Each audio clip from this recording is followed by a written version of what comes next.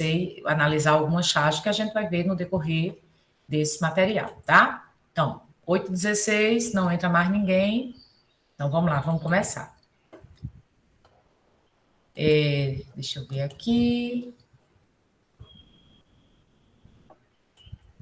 Deixa eu só pegar isso aqui. Vocês estão vendo minha tela?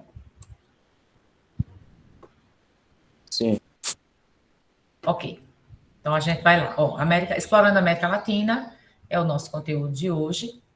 E a gente vai trabalhar esse processo de exploração, né? No caso da América Latina. Então, com relação ao aspecto cultural, a gente vai ter, na América Latina, equivale àquela área que vai do México, a gente viu essa divisão já.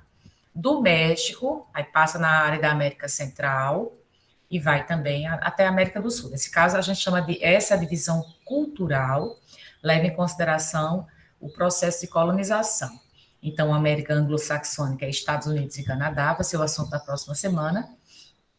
E essa porção do território que a gente vai estudar hoje é a América Latina, né? Agora, por que a América Latina? Porque é por causa da língua. Os países que a colonizaram, eles têm a língua de origem latina. Então, línguas derivadas do latim. Que línguas são essas? O espanhol, o português, o castelhano, o italiano, são línguas cuja origem vem do latim, que é uma língua mais antiga, certo? Por isso que a gente chama de América Latina, porque não tem nada a ver com o latido de cachorro, nada a ver, né? O latim, nesse sentido, é da língua mesmo. Então, essa região do continente americano, desde a independência lá dos Estados Unidos, ele começa, de certa forma, a influenciar essa região, não só os Estados Unidos, né? Mas, assim, do ponto de vista político, nós temos uma dependência muito forte dos países latino-americanos em relação a esses dois aqui, ó, países europeus, porque a gente foi colônia dessas nações, e na atualidade, de maneira mais contemporânea, nós temos os Estados Unidos. Então, veja, politicamente a gente ainda necessita, né? A gente ainda depende da economia, ou seja, do dinheiro que vem de fora através dos empréstimos, né? De países europeus ou dos Estados Unidos. E aí nós temos a questão dos Estados Unidos, né? Lembrando que EUA é a abreviação, Estados Unidos da América, né? A representação dessa sigla. Nós temos, durante o período da Guerra Fria, que foi logo após a Segunda Guerra, começou a Guerra Fria, quando Estados Unidos e União Soviética entraram num processo de querer alcançar muitos países no mundo, muitos territórios. E aí nós tivemos o seguinte: Cuba, na América Central, Cuba se torna socialista. Então, o que é que os Estados Unidos faz? Ele orienta para as outras nações da América Latina para que os governos deem um golpe militar. E o que é o golpe militar? É quando os militares vão lá e retiram uma pessoa que estava no poder e ficam no poder, exercendo o poder nesse local. Então, no Brasil, a gente vivenciou de 1964 a 1985, nós vivenciamos a chamada ditadura militar. Olha só, algumas pessoas não consideram como ditadura, certo? E aí eu digo a vocês que foi uma ditadura, sim. Por que foi uma ditadura? Porque houve uma imposição. A população, nós, por exemplo, a população brasileira naquela época não escolheu o seu representante legal. Simplesmente foram os militares. Eles faziam uma eleição entre eles, né? Então, o Geisel, né, Figueiredo, aí tiveram outros lá que eu não lembro o nome agora, mas foram vários que estiveram no poder durante décadas. Então, nesse caso, a gente aí constitui uma ditadura militar, certo? Ditadura militar é quando há a imposição de alguém no poder. Ah, a Venezuela é uma ditadura? É. Por quê? Nicolás Maduro se impôs no poder. E antes, era com Hugo Chávez, também era uma ditadura. Cuba vive uma ditadura também. É os irmãos Chaves, né? No caso, Chaves não, gente, perdão.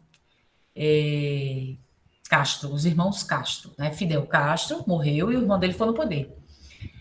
o povo não elegeu, eles estão no poder, também é a ditadura. Coreia do Norte tem ditadura? Tem, porque aquela família do Jong Kim-un está no poder há décadas. Então, eu quero que fique muito claro isso para vocês, que, nesse caso, quando estava no período da Guerra Fria, os Estados Unidos orientou para que houvesse a ditadura militar.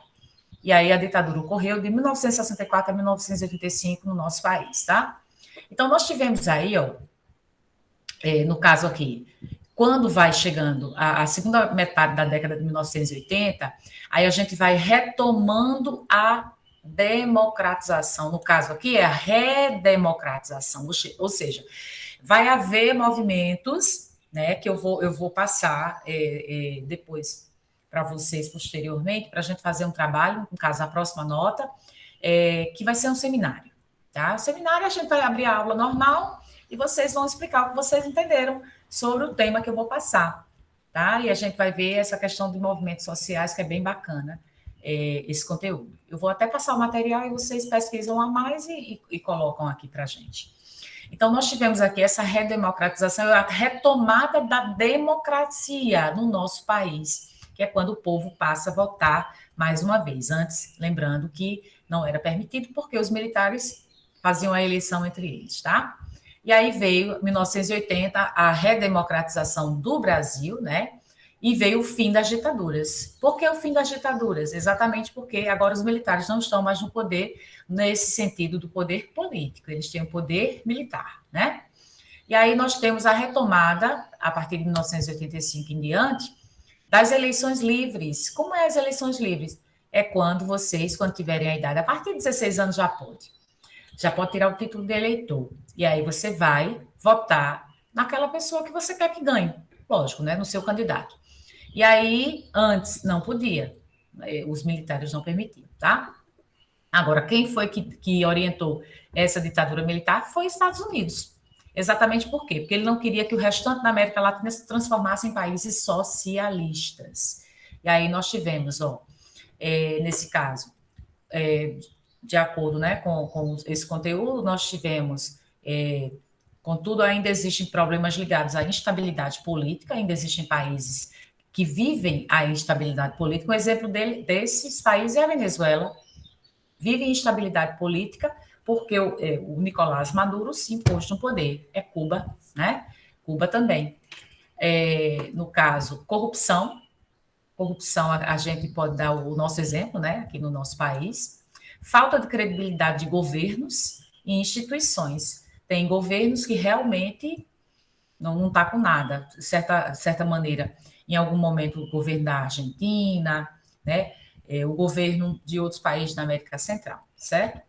Então, nós temos aqui a primeira charge, a representação de um militar, né, durante o período da ditadura militar, e ele vai fazer esse diálogo aí com esse pé. Aliás, é um monólogo, né?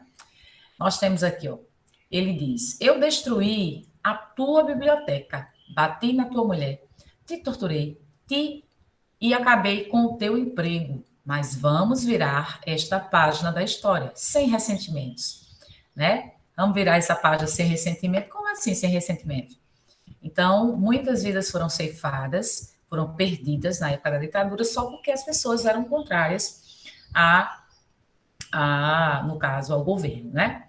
E aí, gente, nós tivemos a música popular brasileira, a nossa MPB, ela traz uma série de músicas que representam esse período, tá? No finalzinho eu vou passar uma para vocês. E aí nós temos, aí até a figura do militar, né? Esse militar, gente, dá para não ter ressentimentos? As famílias que perderam os seus entes queridos, eu acho que não, né? Eu acho que eles querem porque muitas pessoas desapareceram, né? Desapareceram daqui do país, certamente foram torturadas. Ninguém tinha a liberdade de dizer o que pensava. Por exemplo, me perdoem se talvez seja esse presidente atual, seja vocês gostem, a família de vocês gostem, mas eu estou dando a minha opinião, tá? A minha opinião eu posso dar. Não quer dizer que vocês têm que segui-la. Cada um de vocês, cada um das famílias tem a sua própria opinião. Mas eu costumo dizer que esse governo ele não me representa. Por que ele não me representa? Primeiro, ele não governa para os trabalhadores. Trabalhadora, como os pais de vocês também são, as famílias, né? Em segundo lugar, ele menospreza a minha categoria. Com várias vezes ele fala, todos os outros estão trabalhando, menos os professores. Gente, do ano passado para cá eu fiquei doente, coluna, a vista. Eu vou ter que trocar o óculos de novo agora no meio do ano. Eu troquei esse óculos do ano passado. Vou ter que trocar de novo, porque eu já estou sentindo que esse óculos já não está bom. Exatamente por quê? Porque eu passo muito tempo nas telas. Quando eu não estou aqui, eu estou no celular, porque, como vocês bem sabem, muitos mandam atividade pelo WhatsApp. Né? A gente utiliza principalmente essa ferramenta. Então, é muito tempo uma tela. E muitas vezes, gente, a foto vem borrada, né, meio que embaçada. Eu tenho que abrir a letra, principalmente a turminha do sexto ano, que eles estão aprendendo agora, nós temos lá, eles escrevem de lápis grafite, tem coisa que é tão, assim, clarinho, que não dá para ver direito, né? E aí, assim, realmente fica muito difícil para a gente, e aí o cara vai lá e diz assim, o presidente, todas as categorias querem trabalhar, menos os professores. Gente, por favor, eu fiquei com muita raiva, sabe? Muito chateada. Já não tinha votado nele e ele perdeu, para mim, toda a credibilidade do mundo. Aí, assim, eu sou a favor da família, sou. Eu sou contra a violência, sou. Eu sou contra o aborto. Eu sou contra um monte de coisa que ele diz que é contra, né? Mas eu digo a vocês, não voto nesse homem. Vamos lá. Então, não tem como não ter ressentimentos para as famílias que perderam seus entes queridos durante o período do governo ou da ditadura militar, tá? Nesse caso, o governo, eles exerceram o governo, o poder executivo, mas foi de maneira imposta, então é ditadura.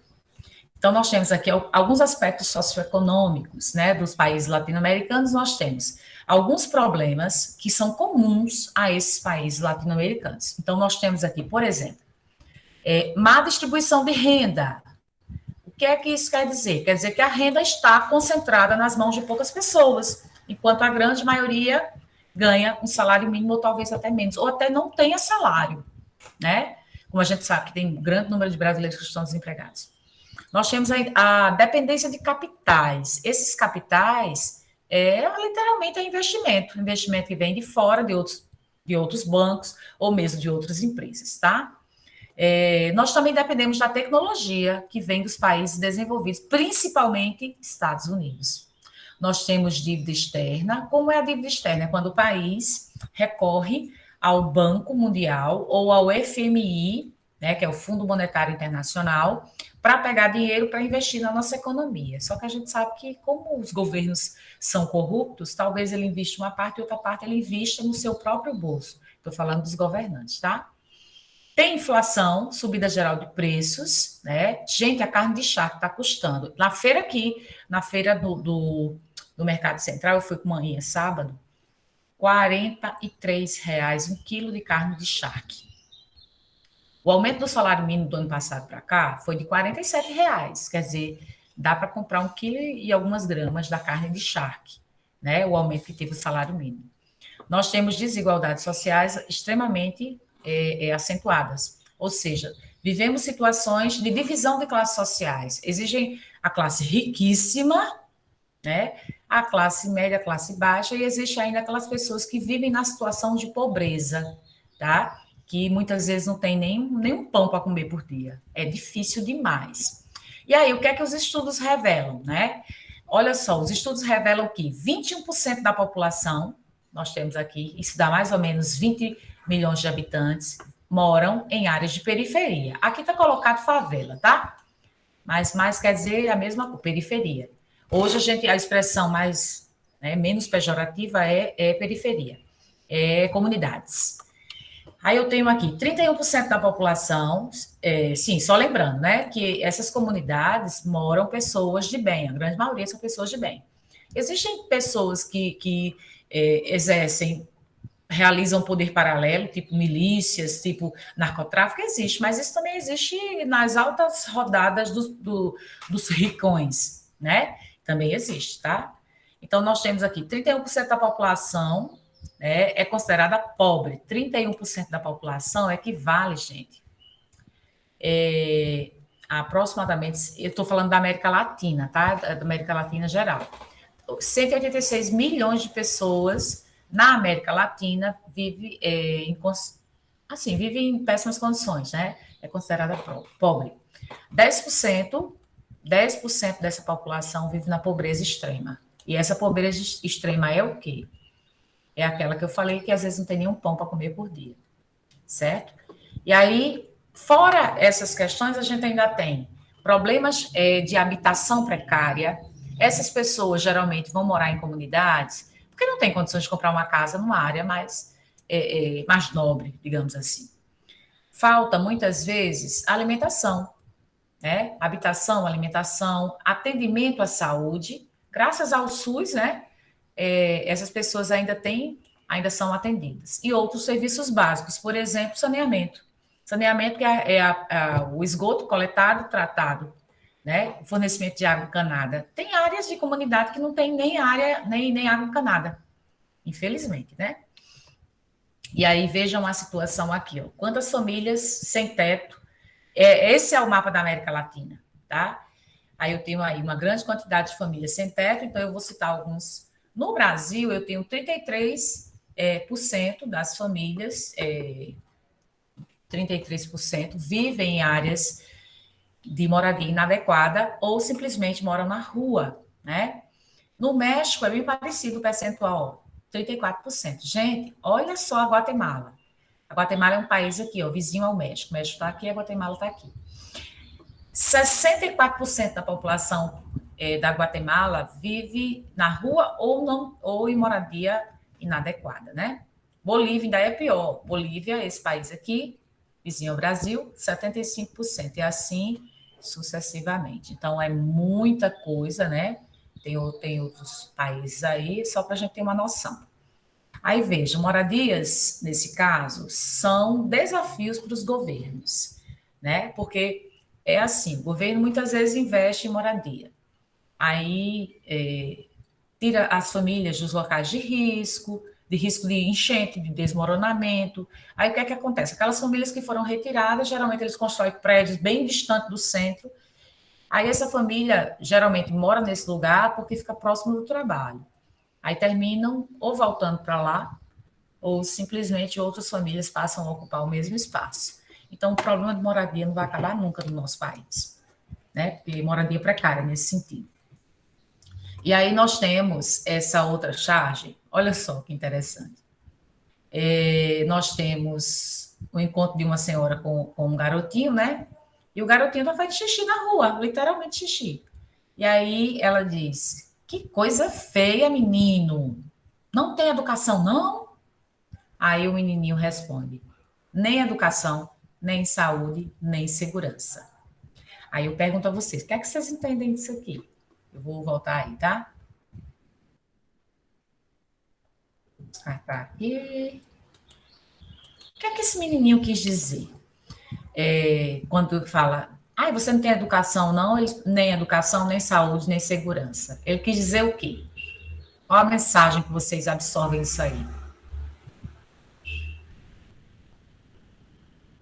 Bora lá? Sério que ninguém vai falar?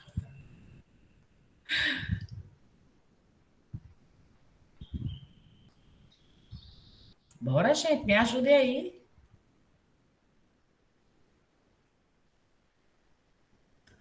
Vocês estão tímidos hoje? É Sulamita, você que é bem falante, mulher. Ah, professora. Eu acho que ele tá falando que ele não tem educação, não tem acesso. Não, mas é o que ele tá falando, né? Ai, meu Deus. Porque ele fala assim, a mulher fala a história de que ele tá... você não tem educação, não? Porque tá fazendo xixi na rua, né? Aí ele diz, nem educação, nem saúde, nem segurança. Então, o que é que ele está querendo dizer com isso? Pode falar, Sulamita.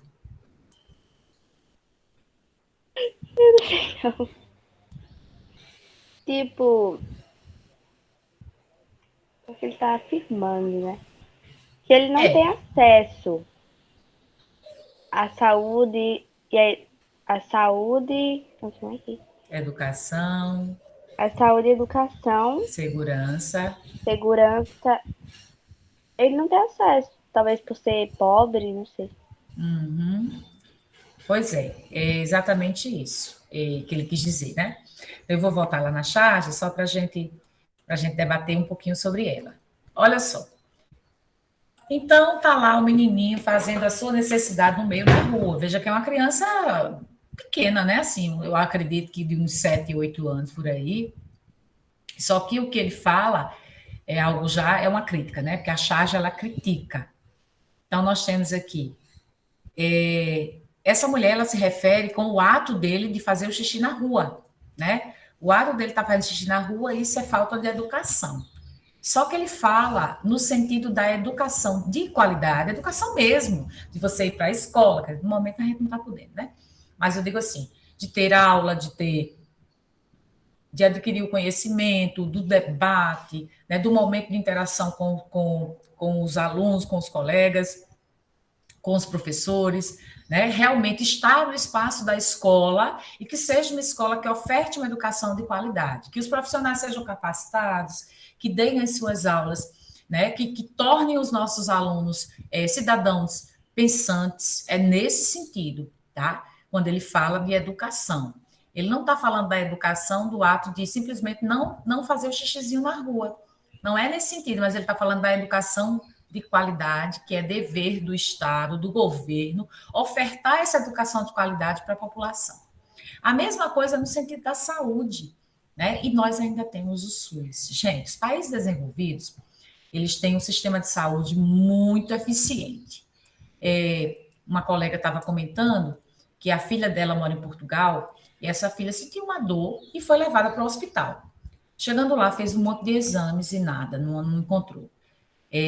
No final das contas, né, foi fazendo exames mais complexos, terminou descobrindo, fez o tratamento e a menina teve alta e foi para casa. Veja bem, eles vão investigar até descobrir dos países desenvolvidos. Mas a educação, ela lá nos países desenvolvidos, tanto a educação quanto a saúde é privado. Ou seja, você tem que pagar para fazer o uso do serviço, né? Diferentemente daqui, que a gente tem a educação pública, a gente tem a saúde pública e a segurança também, a segurança pública. Se você quiser, você pode também contratar o serviço particular, né? Agora, lembrando que essa crítica ele faz literalmente em relação ao nosso país, que a educação precisa melhorar muito, assim como a questão da saúde, apesar de tudo, o SUS é gratuito, mas muitas vezes marcam um exame, a pessoa está precisando com uma urgência, e aí termina muitos morrendo, porque não tem acesso ao atendimento, né? Ou simplesmente, vários casos de pessoas que estava sentindo uma coisa, relatou os sintomas, foi muito mal atendido pelo profissional que lá estava, e aí, no final das contas, voltou para casa e morreu, né? Veja que situação. Assim como essa questão da insegurança. A gente vive o sentimento de insegurança. Você pode, muitas vezes, sair na rua e com o celular na mão, porque você teme que alguém pare você e pegue o celular e vá embora, né? Como aconteceu com a minha filha. Na rua da casa da minha irmã, ela estava chegando e a pessoa levou o celular dela, fazia um mês que eu tinha comprado o celular, levou embora, né? Simplesmente, depois meu marido até rastreou e encontrou meu marido policial, e aí recuperou o celular. Mas veja, né, que o trauma ficou. Hoje ela não pode ver uma moto que ela fica apavorada.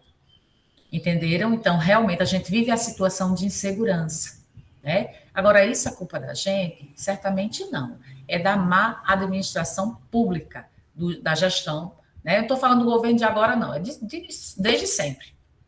Então, vamos lá. A última, eu acho que é a última página? Eu nem troquei esse negócio do final de semana. Quando eu olhei, já estava final de semana, aí deixei.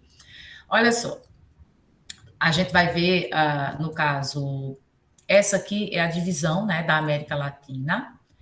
Aqui a gente pode perceber que existe a América Latina, ela começa do México e vai até o sul do Chile e da Argentina, né? Essa região aqui que a gente chama de Terra do Fogo. Então, todos esses locais aqui correspondem à chamada América Latina. Só que para estudar melhorzinho, a gente vai estudar assim, México, né? Que no caso, gente, ó, eu acredito que não vai dar para ver específico, né? Eu posso até falar um pouquinho do México. Mas normalmente a gente trabalha assim. Essa porção corresponde à América Andina. Andina por quê? Porque aqui passa a Cordilheira dos Andes, que é um conjunto de montanhas. Aí aqui eu tenho a América Platina, corresponde aos países, né? Argentina, Paraguai e Uruguai, onde passa os rios da Bacia Platina, que a gente já falou também em outro conteúdo da parte de hidrografia. Eu acho que foi na aula de 15 dias atrás. O Brasil, né, que a gente vai estudar de maneira separada, e as Guianas. Guianas, que é Suriname, não, aqui é Guiana, Suriname e Guiana Francesa. Também se estuda de maneira separada, tá? Além da questão da América Central. Essa porção aqui, América Istmica, aquele istmo, né? A faixa estreitinha de terra que liga duas porções maiores. E essa porção aqui que equivale às ilhas da América Central, que a gente chama da parte insular. Então, toda essa localidade aqui, juntando tudo isso, corresponde à América Latina. Então, aqui eu tenho algumas perguntinhas que vai estar no exercício lá, tá?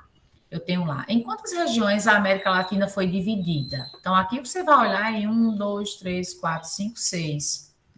Quais são elas? Você vai dizer, são 6 e vai citar nominalmente cada uma delas. Questão 2. Além do Brasil, qual outro país constitui uma região? Qual outro país, né? Aqui, ó, quem é que a gente vai ter? É o México, né? Além do Brasil, tem o México que constitui uma outra região.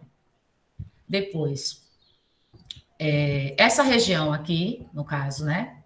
Faz fronteira com qual região da América Latina? Então, faz fronteira com essa área que corresponde à América Central.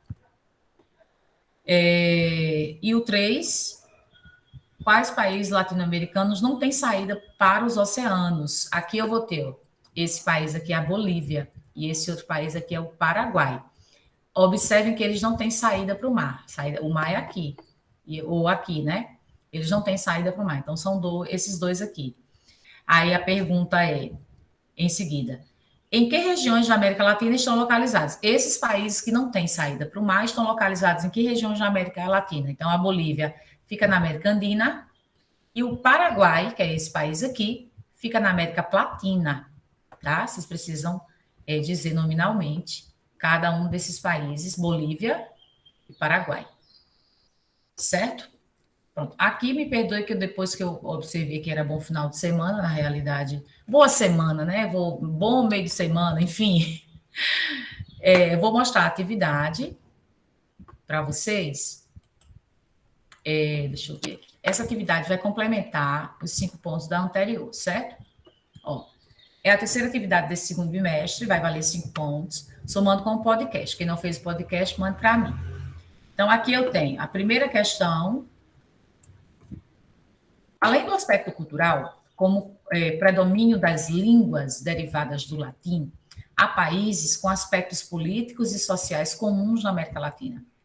Politicamente, essa porção da América foi marcada pela dependência em relação aos países. Aí aqui eu vou ter Brasil e o Haiti, europeus e os Estados Unidos, Japão e China, Peru e Equador. Então, tá muito claro aqui, ó, bem no iniciozinho do slide, que fala sobre isso, né? Quais são os países que exercem um certo domínio sobre nós? Chama-se... não é aqui não, peraí. É aqui? É aqui. Vixe, não tá indo. Esse negócio ficou doido, viu?